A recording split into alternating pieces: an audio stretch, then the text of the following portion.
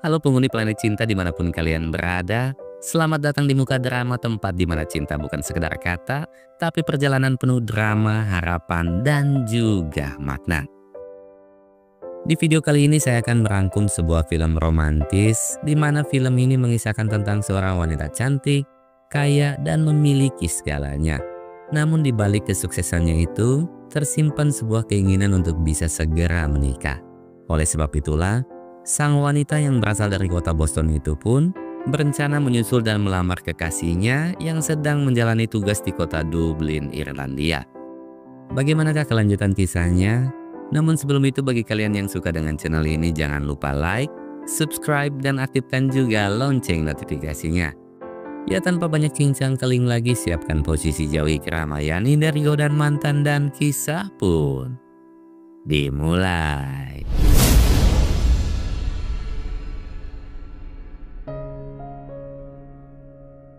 Gadis cantik ini bernama Anna, seorang penata ruang apartemen yang dikenal sangat perfeksionis dan juga ambisius. Lewat sentuhan tangan Anna, sudah banyak apartemen yang semula nampak biasa-biasa, kini menjadi nampak sempurna dan diminati para sultan. Namun di balik kesuksesannya itu, terselip sebuah kegundahan di hati Anna. Setelah 4 tahun menjalani hubungan, Anna tak kunjung dilamar oleh kekasihnya yang bernama James. By the way, James ini adalah dokter bedah jantung sekaligus anak dari pengusaha kaya. Dikarenakan esok James akan ke Irlandia guna menangani operasi, malam nanti James pun mengajak Anna makan malam di sebuah restoran mewah. Jadi James meminta Anna untuk berpenampilan secantik mungkin dan datang tepat waktu. Demi bisa memukau James, Anna langsung menuju sebuah butik dan memesan gaun merah nan elegan. Tak lama kemudian, Anna tiba-tiba didatangi oleh sahabatnya yang bernama Kokom. Dengan wajah penuh senyuman, Kokom memberitahu Anna jika tadi ia sempat melihat James keluar dari toko perhiasan dengan menggenggam sebuah kotak cincin. Jadi Kokom yakin malam ini akan menjadi malam spesial bagi Anna. Malam di mana cinta dan janji setia kan terucap bersamaan dengan sematan cincin di jari manisnya Anna. Dad, My daughter is engaged. Sebelum menemui James, Anna menyempatkan waktu untuk menemui ayahnya di sebuah bar setempat. Saat menanyakan tentang kelanjutan hubungannya dengan James, Anna pun nampak pesimis sekaligus memberitahukan jika esok James akan ke Irlandia. Mengetahui hal itu, sang ayah lantas menceritakan sebuah tradisi kuno di Dublin, Irlandia, di mana setiap tanggal 29 Februari, setiap wanita bisa melamar kekasihnya. Hal itu jugalah yang pernah dilakukan oleh neneknya Anna. Kebetulan tahun itu adalah tahun kabisat, jadi sang ayah menyarankan supaya Anna menyusul James ke Dublin dan melamarnya tepat di tanggal 29 Februari. Saat makan malam, tatapan Anna pada James akan menyiratkan sebuah harapan yang telah lama ia nantikan. James kemudian memberikan sebuah kotak perhiasan yang membuat Anna seketika tersenyum. Namun saat Anna membukanya, nyatanya kotak itu bukanlah berisikan cincin, melainkan hanya sepasang anting yang tak memiliki makna apapun. Selain dari itu, James malah sibuk membahas tentang pekerjaannya di Dublin ketimbang hubungan cintanya dengan Anna. So sorry, Anna. of course. I'm so sorry. Sekembali ke kediamannya, Anna pun mulai dihantui keraguan dan kegelisahan akan hubungannya dengan James. Di waktu yang sama, Anna juga kembali teringat akan ucapan sang ayah tentang tradisi kuno di Dublin. Melihat beberapa cuplikan tentang tradisi itu, Anna sempat menanggapinya sebagai sebuah hal konyol. Namun kecemasan dan rasa cintanya pada James akhirnya menuntun Anna untuk menyusul James ke Irlandia. Business or pleasure? I'm going to propose to my boyfriend on leave day. Di dalam pesawat, Anna sempat curhat pada seorang pendeta tentang niatannya melamar James. Awalnya sang pendeta menyimak dengan senyuman penuh welas asih. Namun seiring curhatan yang tak ada jeda dan titik koma, senyum sang pendeta pun seketika hilang, diikuti dengan tubuhnya yang tiba-tiba tumbang. Di tengah penerbangan, kondisi cuaca tiba-tiba memburuk dan membuat suasana seketika berubah menjadi sangat mencekam. Alhasil, sang pilot pun memutuskan untuk melakukan pendaratan di Bandara Wales. Flights until tomorrow. Tomorrow, madam. Setibanya di sana, Ana bergegas mencari penerbangan menuju Dublin. Namun akibat kondisi cuaca yang sangat ekstrim, tak ada satupun maskapai yang diizinkan untuk terbang. Tak tinggal diam, Ana kemudian memutuskan untuk memesan tiket kapal laut. Namun lagi dan lagi, tak ada satupun kapal yang diizinkan untuk berlayar. Dan di tengah keputusasaan itulah, Ana nekat menyewa kapal nelayan untuk bisa membawanya ke Dublin.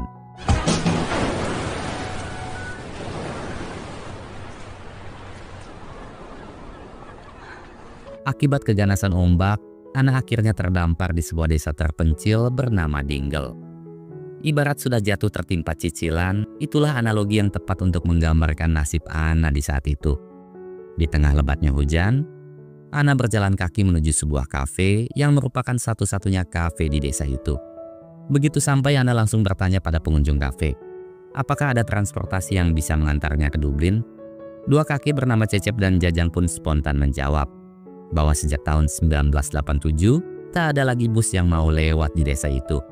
Jadi selamat datang di desa Dingle, tempat kumpulan duda kesepian yang sedang menunggu jodoh dari Tuhan.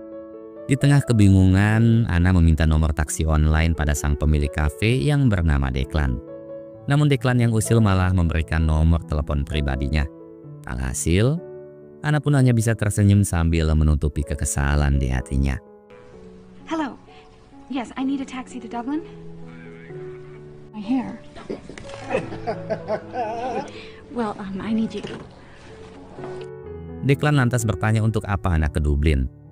Di mata Declan, Dublin adalah kota yang dipenuhi para penipu dan juga penjilat. Entah mengapa Declan sangat membenci kota Dublin. Namun yang pasti, Declan bersedia mengantar Hana asalkan Hana mau membayarnya sebesar 500 euro. Sebenarnya Hana tak masalah dengan tarif tersebut.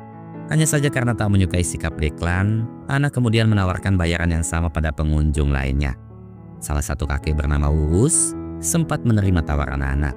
Namun baru saja Uus melangkah, Come on, Mrs.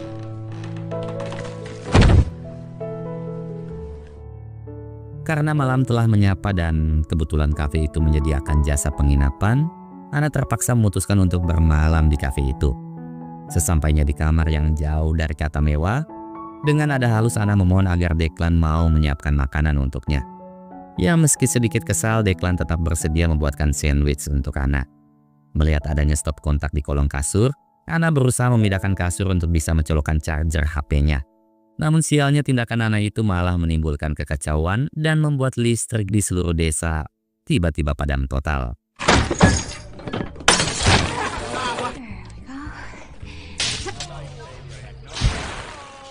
Bukannya meminta maaf, si Ana ini malah komplain karena HP-nya jebol.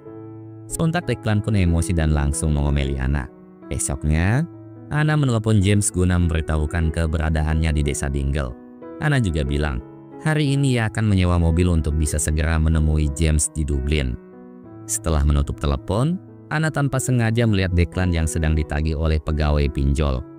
Declan di situ meminta untuk segera mencicil hutangnya. Namun karena uangnya belum cukup, Declan pun meminta tambahan waktu selama seminggu. Come on, man, let's do it. Demi bisa melunasi hutangnya, Declan yang kepepet nekat menerobos masuk ke kamar Ana yang saat itu sedang mengganti pakaian.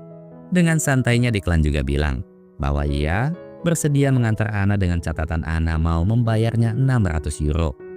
Karena Declan terus saja memaksa, Ana pun akhirnya setuju. Hop in. Worst fears confirmed. Betapa kagetnya Ana karena mobil yang akan membawanya ke Dublin adalah sebuah mobil tua. Namun Declan bilang, meski mobilnya tua, namun tenaga dan mesinnya sangat ganas melebihi ocehan para tetangga. Melihat adanya kucing hitam yang melintas, sontak Jajang, Cecep, dan Uus pun langsung panik. Mereka kemudian memperingatkan Ana tentang kesialan yang akan menimpanya. Namun, Ana hanya menanggapinya sebagai sebuah candaan.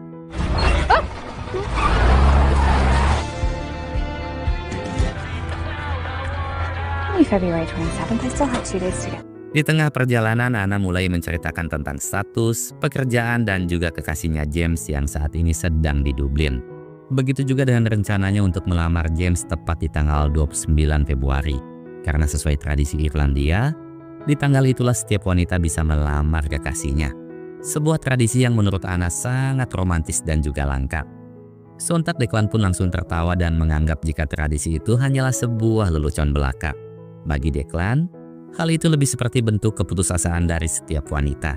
Atau dengan kata lain, sebuah jebakan bagi para lelaki untuk bisa dinikahi. Tentu saja hal itu membuat Anna langsung emosi dan terjadilah sedikit perdebatan. Know what you are? You're a cynic. What are you, the Lucky Charms leprechaun? Saat akan melanjutkan perjalanan, tiba-tiba muncul segerombolan sapi yang menutupi jalan. Declan lebih memilih duduk menunggu sambil memakan apel, sedangkan Anna yang ingin segera sampai ke Dublin mulai menghalau sapi-sapi itu. Entah ucapan Jajang, Cecep, dan Uus hanyalah sebuah kebetulan atau memang nyata adanya. Namun yang pasti, sebuah kesialan kembali menimpa Anna. Di mana saat Anna duduk di kap mobil, tiba-tiba... Whoa. Whoa, wait! My purse is in there!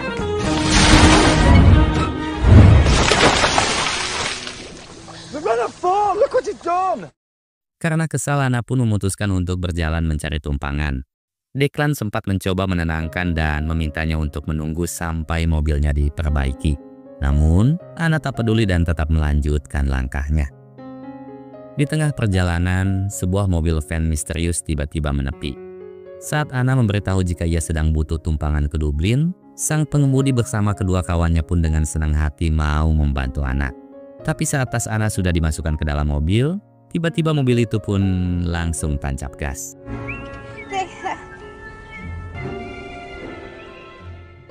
Anna pun hanya bisa pasrah diikuti dengan Declan yang berjalan meninggalkannya. Saat melihat sebuah bar, Anna memutuskan untuk singgah dan kembali bertemu Declan di sana. Seusai mengomeli Declan, Anna kemudian berniat menghubungi James menggunakan telepon yang ada di sana. Dan saat itulah, Anna melihat ketiga pemuda yang tadi telah mencuri tasnya. Karena gengsi, Anna tak mau meminta bantuan Declan dan langsung mendatangi ketiga pemuda itu. Saat Anna meminta tasnya kembali, ketiga pemuda itu pun malah menggoda dan mengancam akan menyakiti Anna. Namun untungnya Declan datang di waktu yang tepat.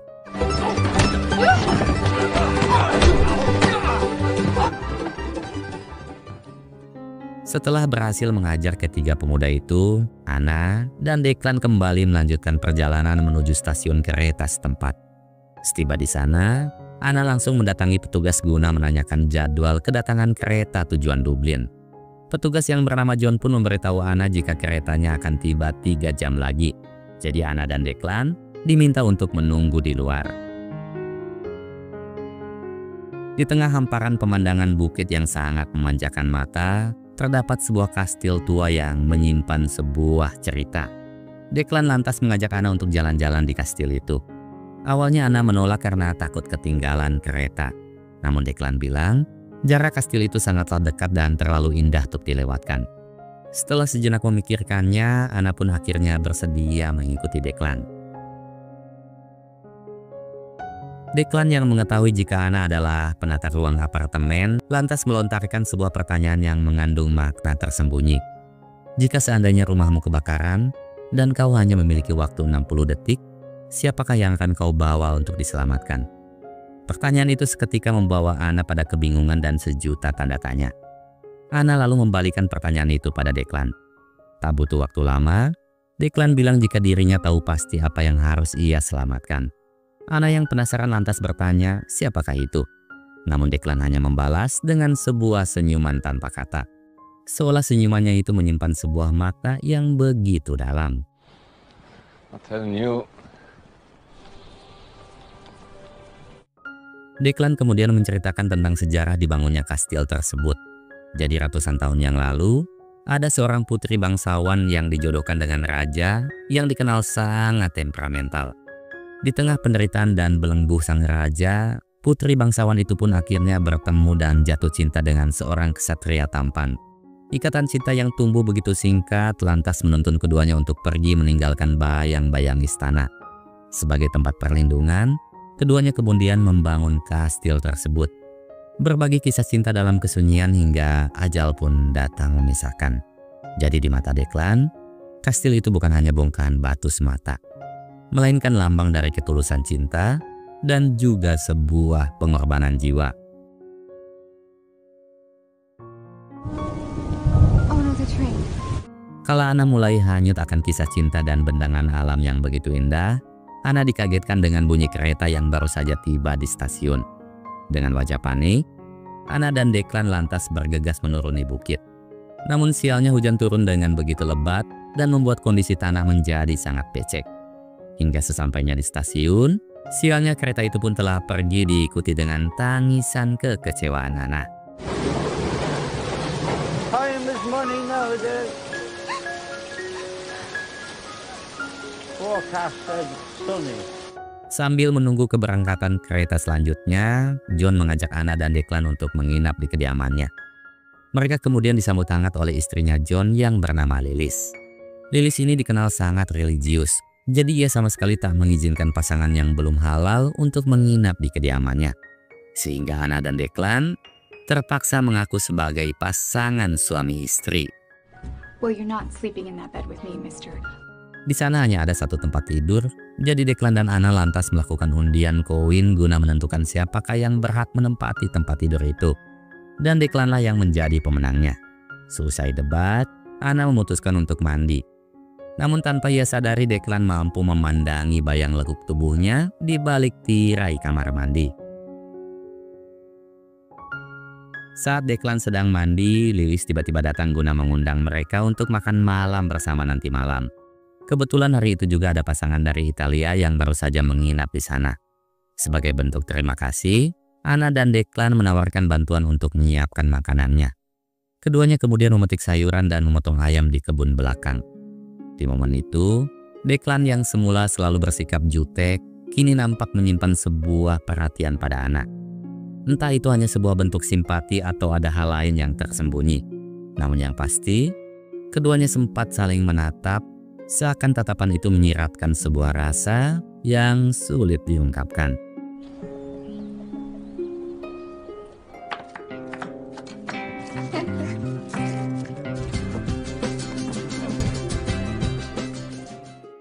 Sejak saat itu hubungan Declan dan Anna nampak menjadi semakin dekat. Dengan hidangan makanan buatan Declan dan keahlian Anna dalam menata ruangan, seketika membuat acara makan malam sederhana itu berubah menjadi begitu mewah. Saat makan malam, Anna dan Declan kembali memainkan peran sebagai sepasang suami istri yang tengah dimabuk cinta. Lilis, John, serta pasangan suami istri yang baru menginap di sana lantas menasihati Declan dan Anna tentang cinta dan kehidupan rumah tangga. Menjaga cinta itu bukan hanya tentang sebuah kemewahan dan kesetiaan, melainkan juga tentang momen-momen kecil yang dirangkai dengan sebuah ketulusan. Seperti ciuman sederhana namun memiliki makna seluas angkasa. Dalam kecanggungan itu, tanpa banyak kata Declan pun mendekat dan langsung mencium Anna. Seolah-olah Declan ingin mengatakan bahwa cinta kadang tak butuh penjelasan.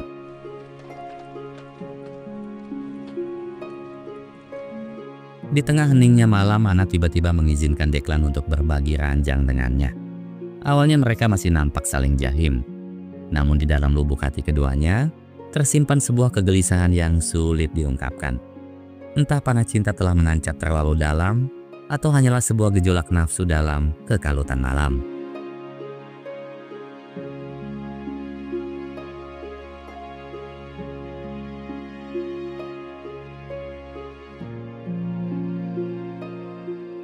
Saat mentari membelai pagi, Declan dan Anna terbangun dalam sebuah kecanggungan. Anna lalu menelepon James guna memberitahukan kondisi dan keberadaannya saat ini. Sedangkan di belakang Anna, ada Declan yang telah menyiapkan sarapan dengan cinta yang diam-diam telah tumbuh di dalam jiwanya. James kemudian menceritakan tentang keberhasilannya membeli apartemen yang selama ini ia impikan.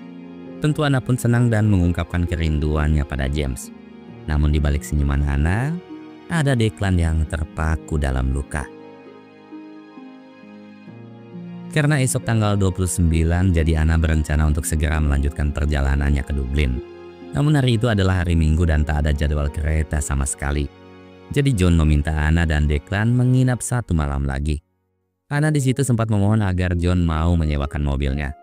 Namun sayang mobil John saat ini sedang dipakai Lilis untuk belanja. Dan betapa jengkelnya Anna saat mengetahui jika nyatanya Lilis belanja di kota Dublin. Dengan wajah kesal, Anna memutuskan untuk berjalan kaki menuju stasiun bus. Di tengah jalan, hujan es tiba-tiba turun dengan begitu lebat. Anna dan Declan lantas masuk ke sebuah gereja yang sedang mengadakan upacara pernikahan. Mereka kemudian disambut hangat dan diundang mengikuti pesta pernikahan itu. Bahkan sehabis pesta, sang pendeta janji akan mengantar Anna dan Declan menuju stasiun bus. Melihat kemesraan yang ditunjukkan pasangan pengantin, Anna sejenak terpaku dalam diam. Matanya memancarkan sebuah harapan yang tak terucap. Seakan-akan Anna ingin merasakan momen indah tersebut bersama James. Sedangkan di mata Declan, pernikahan bukanlah sebuah impian, melainkan manifestasi luka dan sejuta pengkhianatan. Sontak Anna pun bilang, jika Declan adalah sosok lelaki angkuh yang tak pernah merasakan apa artinya cinta. Namun Declan tentu saja langsung membantahnya. Nyatanya dulu Declan pernah jatuh cinta dan bertunangan dengan seorang wanita.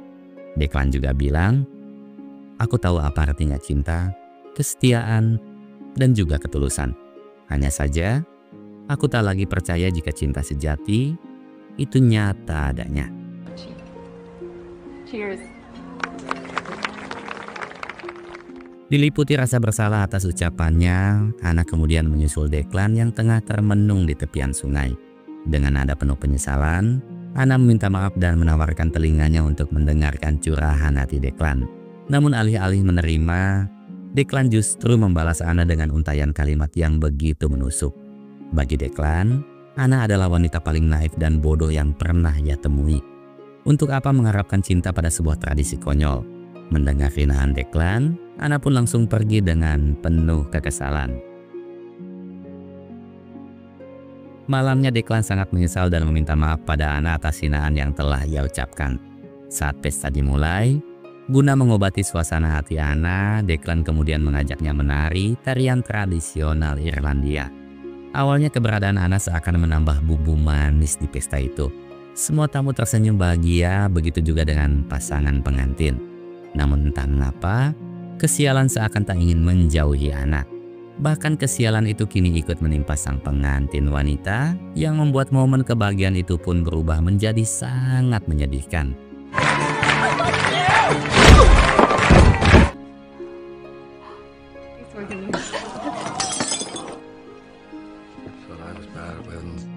Anna lantas menyepi di tepian sungai ditemani sebotol wine.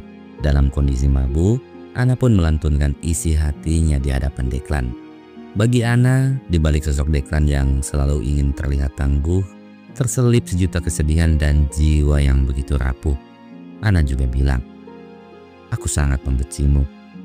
Aku benci karena kau selalu hadir dalam ingatanku, menjebakku dalam sebuah rasa yang tak menentu. Dan entah mengapa, ragaku ini selalu ingin ada di dekatmu. Bersamaan dengan untayan kalimat itu, Anna dan Declan pun mulai saling menatap. Namun saat keduanya hendak ciuman, That's romantic. God, you're alone. keesokan pagi Anna yang semalam terjaga dalam keheningan, kini terbangun di pangkuan Declan. Melihat Declan yang masih terlelap dalam keletihan, dengan lembut Anna pun langsung menyelimutinya. Dan tanpa sepatah kata, Anna kemudian pergi meninggalkan Declan. Saat Declan terbangun, seketika ia pun dilanda kegundahan dengan tanpa adanya anak. Apalagi ia juga melihat bus tujuan Dublin telah melintas di hadapannya. Di tengah kehampaan jiwa, hati Declan seakan berbisik. Mengapa semesta harus mempertemukannya dengan Anna jika hanya untuk menambah luka di hatinya? Namun saat kehilangan mulai menguasai segalanya, Anna kembali datang dan mengembalikan senyuman di wajah Declan.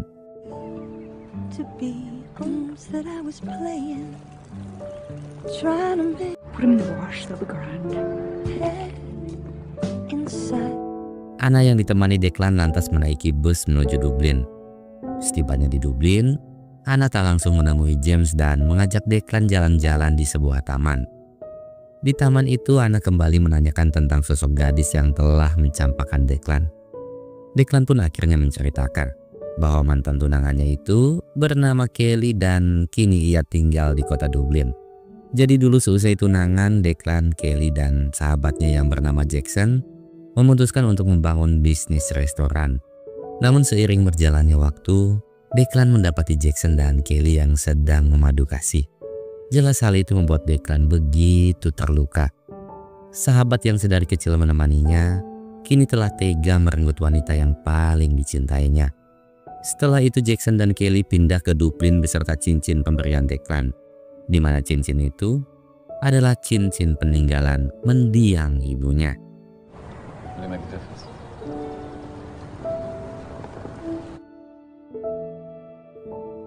Setibanya di hotel tempat James menginap, sesuai dengan kesepakatan, Anna memberikan Declan uang sejumlah 600 euro. Namun Declan langsung menolaknya. Declan juga bilang, "Perjalanan bersamamu adalah pengalaman terindah dalam hidupku. Jadi simpanlah uangmu itu dan sampai bertemu di lain waktu." Di momen itu langit seolah tahu bahwa ada hati yang enggan berpisah. Anna dan Declan saling membelakangi, namun jiwa mereka masih saling menyayangi. Dan saat keberanian mulai tumbuh untuk saling membuka rasa, James pun tiba-tiba datang. Anna, Yes? Call a helicopter rescue team to come get you. Oh, you okay? Yeah? Dengan nada canggung, Anna memperkenalkan Declan pada James. Seiring dengan tumbuhnya luka di hati, Declan pun harus menyaksikan James yang tiba-tiba melamar Anna. Sebelum menjawab, Anna sempat memalingkan wajahnya guna mencari Declan. Namun yang Anna dapati hanyalah bayang-bayang Declan diikuti dengan balutan penyesalan. Yeah? Yes.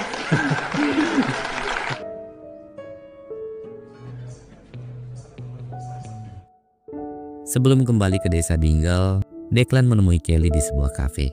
Tak ada sedikit pun rasa benci yang Declan tunjukkan pada Kelly. Dan setelah meminta kembali cincin peninggalan sang ibu, Declan pun kembali ke Dingle guna membuka restoran impiannya. Baik Anna dan Declan kini mencoba move on dan menjalani kehidupannya masing-masing. Dengan bantuan penduduk desa, Declan akhirnya bisa melunasi semua hutangnya. Sekembali ke Boston, Anna dan James merayakan pesta pertunangan di apartemen yang baru saja dibeli oleh James. Tak lama kemudian Hannah tanpa sengaja mendengar perbincangan James tentang proses pembelian apartemen itu. Jadi sesuai dengan ketentuan, apartemen itu hanya bisa dibeli oleh orang yang telah bertunangan atau sudah menikah. Oleh sebab itulah, James bergegas mengamar Anna hanya demi bisa membeli apartemen itu. Sontak Anna pun dibaluti sejuta keraguan. Apakah lelaki seperti James pantas menjadi pendamping hidupnya? Di tengah lamunan, Hannah tiba-tiba kembali teringat akan pertanyaan Declan ketika di kastil. Dan untuk menguji cintanya James, Hannah sengaja menyalakan alarm kebakaran guna mencari tahu kepribadian James yang sesungguhnya.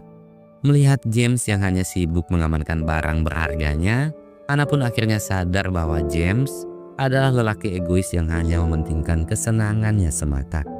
Dengan begitu Hannah pun memutuskan untuk membatalkan pertunangan dan pergi meninggalkan James. Anna?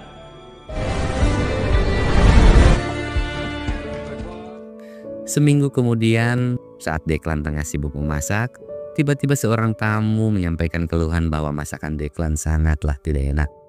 Namun setelah Declan mencicipinya langsung, ia tak menemukan kesalahan apapun di masakan itu. Karena kesal, Declan pun memutuskan untuk menemui pengunjung tersebut. Namun tak disangka pengunjung itu nyatanya adalah Anna. Di hadapan para pengunjung dengan senyuman dan keyakinan, Anna pun menyampaikan pada Declan bahwa pertunangannya dengan James kini telah usai. Semua itu bukan disebabkan oleh luka, melainkan karena hatinya telah menemukan rumah yang sesungguhnya. Dan rumah itu tentunya adalah Declan. Dengan tulus Anna lalu mengungkapkan betapa ia sangat merindukan Declan. Tentu saja kedatangan Anna bukan hanya sekedar untuk melihat wajah Declan, melainkan untuk hidup bahagia bersama Declan. Oleh sebab itu, Anna mohon agar Declan mau menerima cintanya. Cinta yang begitu indah dan tak pernah ia rasakan sebelumnya. Namun entah mengapa, Declan di situ hanya terdiam tanpa kata dan pergi meninggalkan Anna.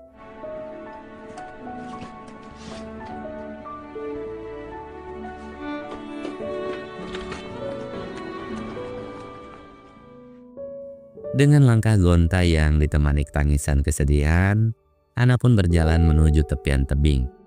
Ditemani hembusan angin dan bunyi ombak, dalam diam Ana pun mencoba melampiaskan semua kekecewaan di hatinya.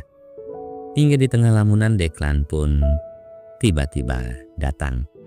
Where the hell are you going? You said no. I was getting some. Nyatanya tujuan Declan meninggalkan Hana bukan karena ia menolak cintanya Hana, tapi karena Declan ingin mengambil cincin peninggalan ibunya. Disaksikan sang senja yang mulai menyapa, Declan pun kemudian melamar Hana. In all my life, I never thought I'd see you down on one knee. What's it to be? Yes, I will. Declan dan Hana akhirnya menikah dan hidup bahagia bersama di desa Dingle. Namun tiba-tiba, film pun selesai. Sekian alur kisah Leap Year, sebuah perjalanan yang awalnya dipenuhi kejutan dan kesialan, akhirnya berujung pada sebuah kebahagiaan. Seperti pepatah kuno mengatakan, cinta sejati itu bukan hanya tentang ada saat dibutuhkan, tetapi yang tetap sayang meski kita banyak hutang. Ya, terima kasih buat kalian semua penghuni planet cinta yang sangat-sangat saya cintai, karena tanpa adanya kalian saya tidak mungkin bisa janjian. Saya Jani pamit pulang, wassalam dan sampai jumpa di kisah cinta yang selanjutnya. Assalamualaikum.